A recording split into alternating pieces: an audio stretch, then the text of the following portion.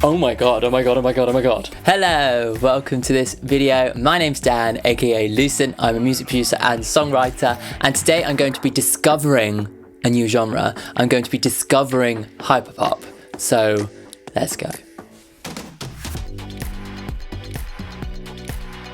Happy New Year! I thought with the new year I'd start a new thing, so I thought I'd discover a few new genres and react to a selection of songs from a genre. And as I usually do when I'm kind of testing the waters with new stuff, I put the vote out and I put up 3 genres for you to vote on, and you guys voted for hyperpop. Yeah, so I'm quite excited. I feel like I've heard a few bits of hyperpop. Maybe, I don't know. I also asked on that poll for you guys to give me some examples, and there were some brilliant comments, particularly Manu, thank you very much. I use that as my main guide. So I've picked a selection of songs from different artists. If there's any other hyperpop songs that you'd recommend, then please let me know in the comments. If this video does well, then I'll do Hyperpop 2. Cool, okay. Before we get started, make sure to subscribe to the channel if you're new for weekly content. Everything's kind of from the perspective of sort of a songwriter, so I do reactions, but I also put up some of my own music. So there's a variety of stuff all centered around the art of making music, which is what I love to do. And also, if you like this video, then please click on the like button to support it, because it really helps it in the algorithm. I've researched everybody's pronouns on this list, but if I do make a mistake, then I apologise in advance. And also make sure to correct me, because I want to get it right. And the same goes for pronunciation of songs and names. I'm excited. I'm really excited to actually discover this new genre. I don't know what to expect. I think it's going to be a bit nuts. Okay, first I thought we'd start off with probably the most mainstream artist on this list that I've heard of, and that is Charli XCX. And the song that was recommended to me was Vroom Vroom. So let's go. Let's ride. Okay. Oh my god, okay, it's intense. It's fast. Oh my god, okay. Oh my god, okay. The tempo is fast, hey. Production is like... Ooh, okay, that changed.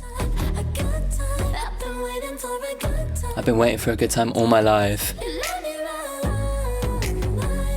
Let me ride. Is it about sex? And presumably it's about, like, never having good sex. Oh my god, it's so... kind of... it's like the production is really bare, but when it does come in, it's really aggressive, isn't it? The way how they made the beep beep sound like a beeping in a car is great. It seems to kind of move between different keys as well.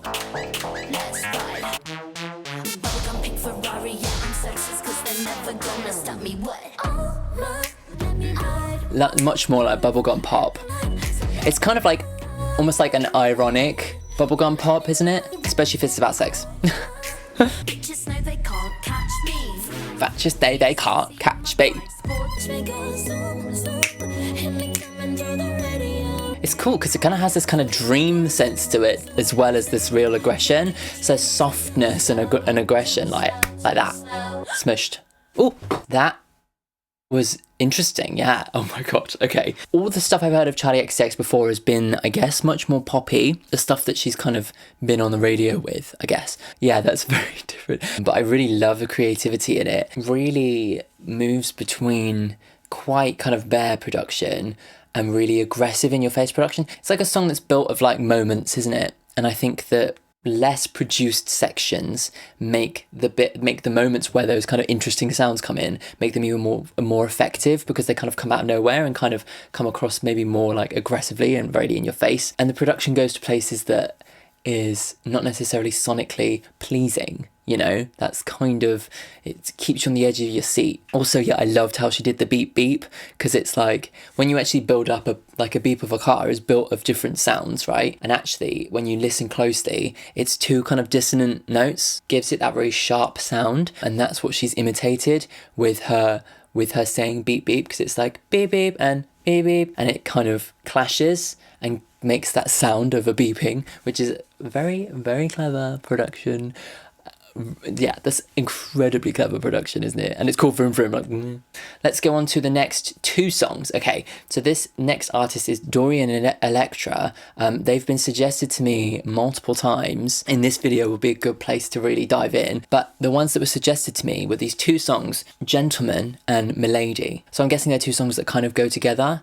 Obviously, there's this kind of gendered thing. You know, Dorian is they, them pronouns, and there are two songs, Gentleman and Milady. So I'm expecting that to be a central meaning for the song. So yes, this is Dorian Electra, first Gentleman, and then I'm going to go straight into Milady because I'm assuming that they'll link.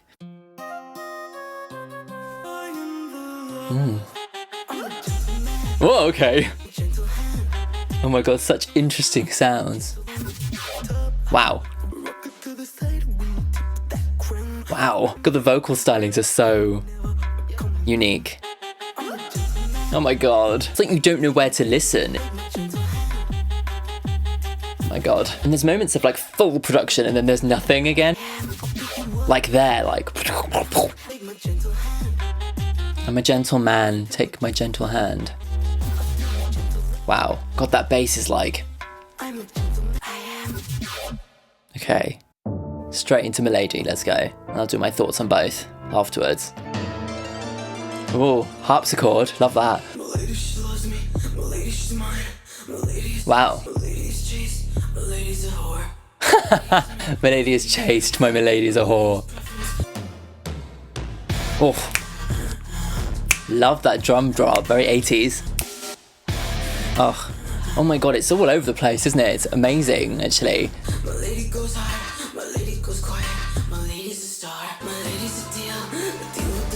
Oh my god.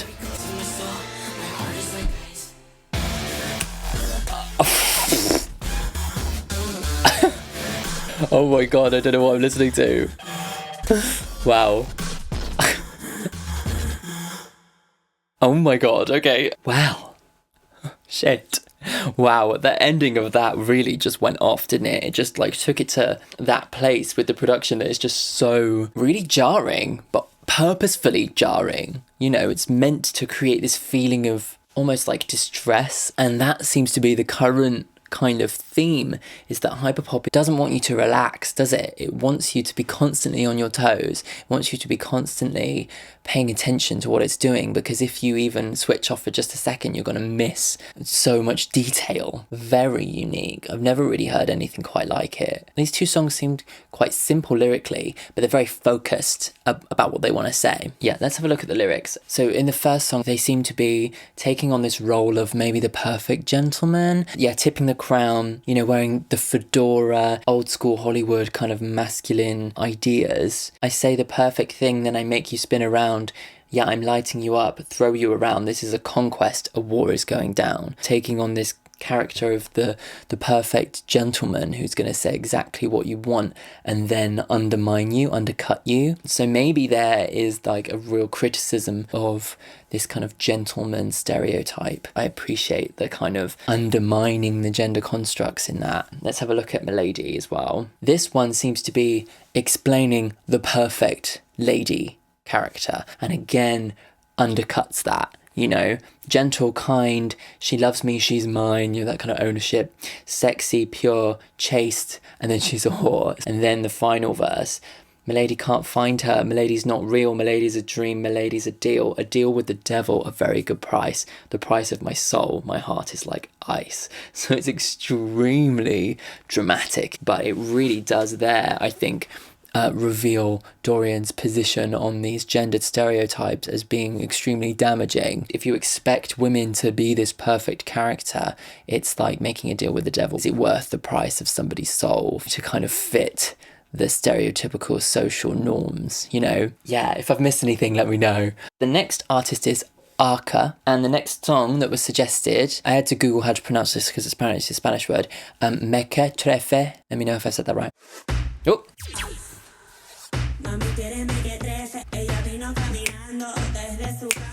Again, the production is so like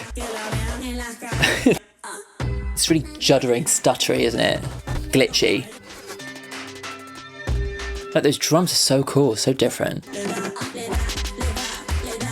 Oh my god, okay. Oh my god, this is so mad. It's like almost anxiety inducing, isn't it? But I think that's kind of the point, isn't it?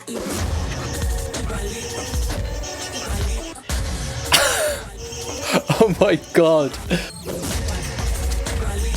This is so mad.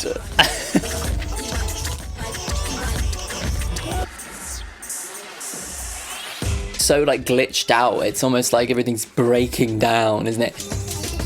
Oh my god. The sounds that are in this song are just so totally unique. Really, like, production sets it really apart from anything I've ever heard before. Oh my god.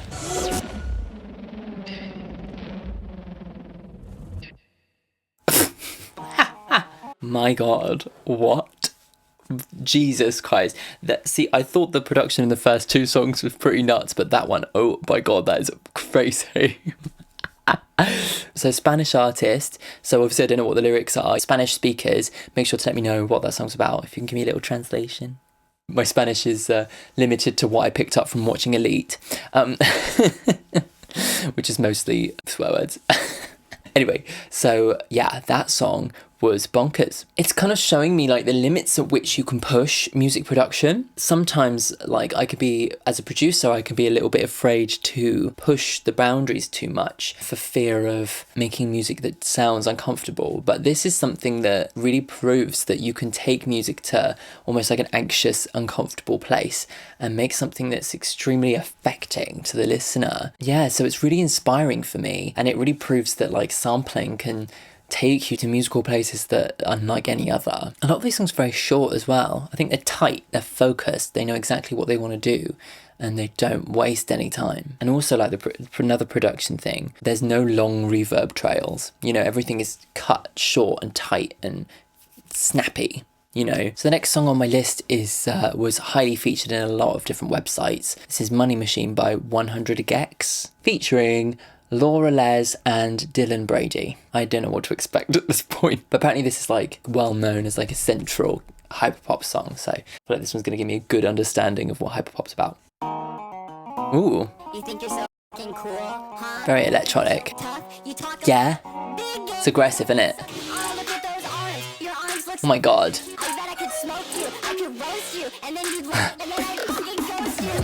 Oh my god, mad. Feels so cool, the Money Machine on ya. Maybe it's just like kind of baller idea. Oh my god, it's so like out of tune and stuff as well. I'm really not afraid to be sounding very aggressive.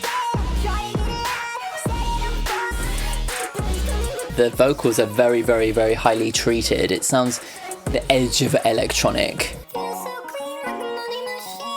Feels so clean like a money machine.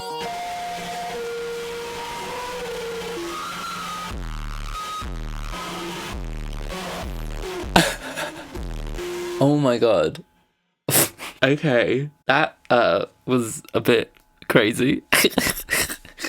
Oh my god, that was so bad. Every time I think I am shocked by the production of these hyperpop songs, the next song just blows my mind again. I don't know what to say.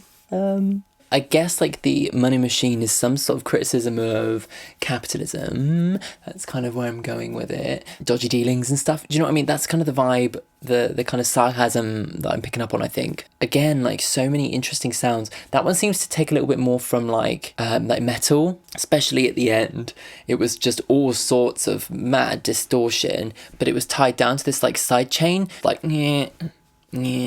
harnessing that kind of aggression of metal more than the other songs, which seemed to be a little bit more towards like kind of cynical cheesy pop juxtaposition. You know, the first verse is like very like belittling of this person, isn't it? It's so angry. They look like little cigarettes. I bet I could smoke you and I could roast you and you'd love it, and you text me I love you and then I ghost you. And it's almost like it kind of becomes like a kind of baller diss track, almost like slightly inspired by like hip hop, referencing this ideal of like power in our society, making it sound awful. And I think this seems to be a very common trait between these songs so far, is that there's an anti-societal message to them as well. And also like their sound is kind of pretty antisocial as well. It doesn't let you relax, it really makes you listen. So I really appreciate how political these songs kind of go and how they demand your attention. And it seems like a lot of these artists are people who maybe feel like they haven't been able to get anybody's attention in the past. Yeah, it's kind of saying you haven't listened to me for all these years, but now you will listen to me. I will make you listen to me. So the next artist was another one suggested in the comments, and this is Alice Longyu Gao featuring Fraxium. And I picked this particular song because I am a bit of a weebo, and it was called I Love Harajuku, or I Heart Harajuku. So yeah, I picked that one. Yes. Oh my god. It's like this idea of the extreme cuteness, isn't it? Like, oh my god.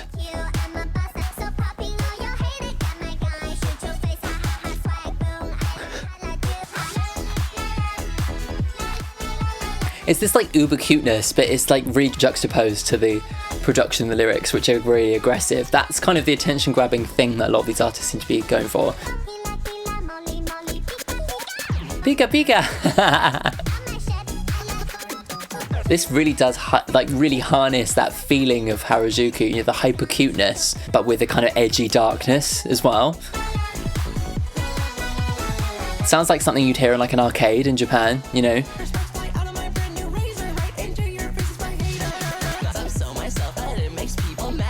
I'm so myself that it makes people mad. Yeah. Again, the tempo is very fast, the productions are very attention grabbing.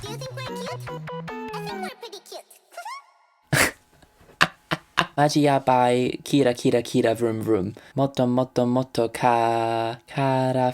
Really, really, really colourful. Really, really, really Kira Kira shiny. Can't read that. And then Pika Pika, which is obviously Pokemon. Yeah, so it really does have this sense of like uber cuteness and a real fuck you. It's like I'm embracing like a part of myself that makes me extremely unique and weird, and a lot of people might be put off by that, but I just think, you know, they're just jealous that I get to be myself so fully. But there's also like a kind of a feminist message in there where she's kind of it's a real middle finger up to people who are threatened by her power, you know, but hidden under this very typical girly, you know, cute stylings, which it really does actually sum up the feeling that you get being in Harajuku. I spent a lot of time in Harajuku when I lived in Tokyo, and the fashion and the style and the, you know, it's a real mishmash of this uber cute thing, but then this like real kind of goth punk thing. That's kind of the two styles really, really fused together in a really cool, unique way, and that song picks up on so much of that in its lyricism, but also in its production too. So for the penultimate song on this little journey of hyperpop, I've gone back to 100 Gecs because they seem to be very ubiquitous, but this one I picked because it's actually got loads of artists featured, so covering a few more artists just to listen to this song. So this is Ringtone, the remix, featuring Charli XCX, Rico Nasty, and Quero Quero Bonito, which I love that name.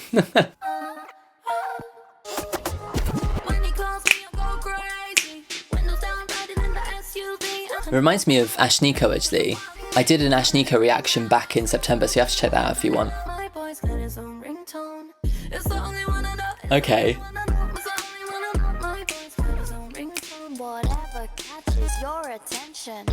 Yeah, this song is describing hyperpop. This one has a bit more melody to it, doesn't it? I guess that's the Charli XCX influence. Ooh. Okay, here we go, we're back to a bit of metal again.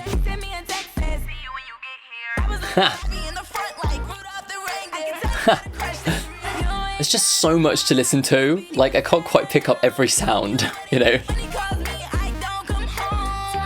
When he calls me I don't come home.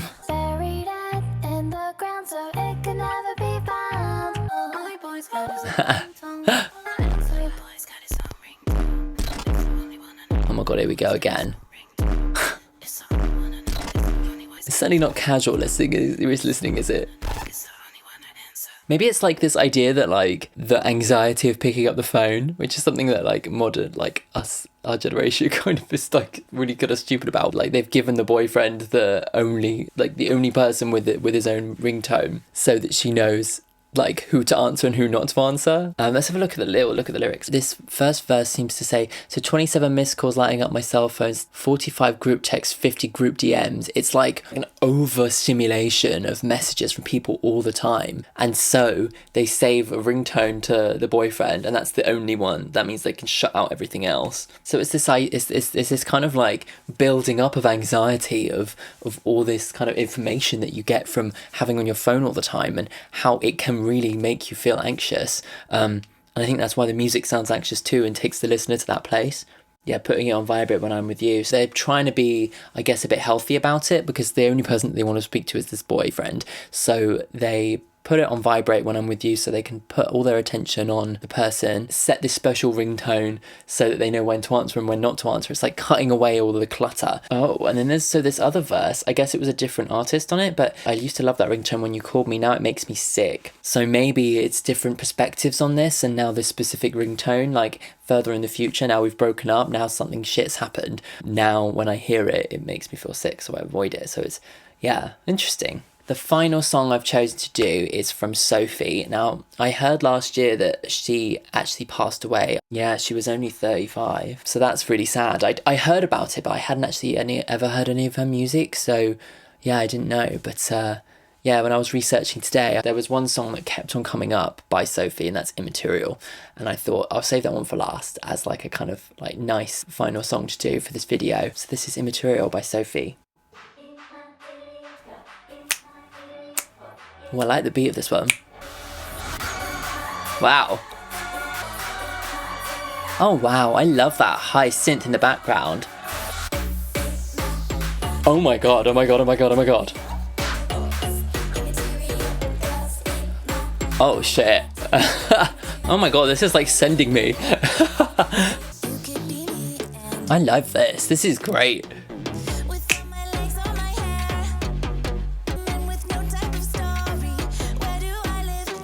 Where do I live? With no name and no story. I love this. I really want to look up the lyrics to this one. Fab. This has like kind of 80s vibes to it. Like this is giving me an evolved version of like Video Key the Radio Star and stuff. Focus on the vocal. Wow. Oh. Wow. Immaterial Girls. I guess it's like the opposite of Material Girl, isn't it? Trying to find something deeper and more meaningful. Yeah. Oh, that is so good. Oh my god, this is sick. This is my favourite one, easily. This is fabulous. And I love the taking it all away and building it back up. It's fabulous. I love those vocals as well. Give an angelic feeling. That's not angelic. Oh, that ending. And then onto a bit of a down. Wow. Yeah, oh my god, I'm glad I saved that one to the last. That is so good. I love that. I can imagine hearing that in a club and just going off. Like, really just, I loved that. The combination of the beat, the tempo, and the production, that really high snare kind of really opens it up, like a real heightened feeling. But it's the vocals in the background, they're like electronic vocals that go up so high. They sound kind of like this kind of like crazy deranged angel, you know, in a way. Such a sense of like gravitas and like, you know, real heightened beauty. And yeah, combined with the really well produced like dynamic ranges, just meant that when you got to that chorus, it just went off and really kind of, it's, yeah, amazing production. Sophie. Okay, so there's my Hyperpop 101 lesson. It was a ride.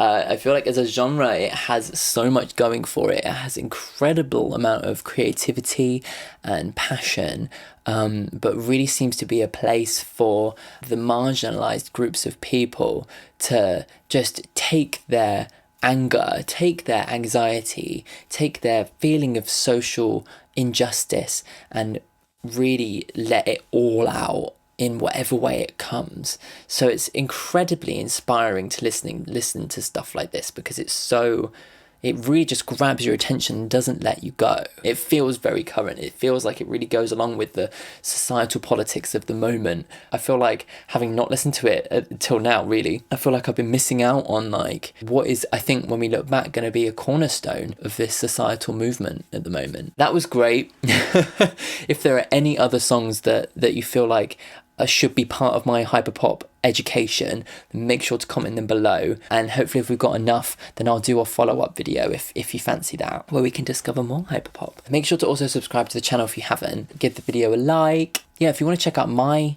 music, it's not quite as mad as Hyperpop, but I feel like it might start getting madder after having listened to this music. But yeah, I'll leave all the links in the description where you can check out all of my music. Right, thanks for tuning in to the end of the video. I will see you next week for another one. Bye!